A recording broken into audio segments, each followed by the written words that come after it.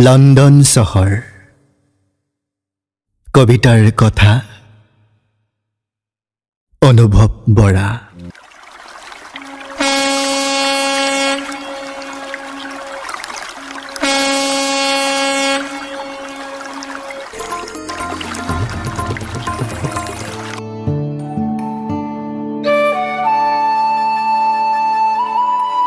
প্ৰশান্ত ছাৰে কৈছিল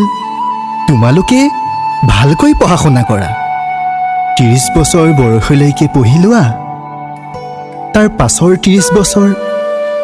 সুখেৰে খাবা বিদেশ ঘূৰিব পাৰিবা নতুন নতুন চহৰ নগৰ ঠাই দেখিবলৈ পাবা ইংলেণ্ড আমেৰিকা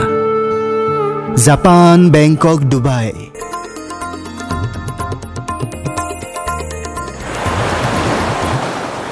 সময়ৰ গতিত লাহে লাহে জাহাজখন পানীৰ মাজলৈ যাব ধৰিলে মই আতাহ পাৰি চিঞৰিলোঁ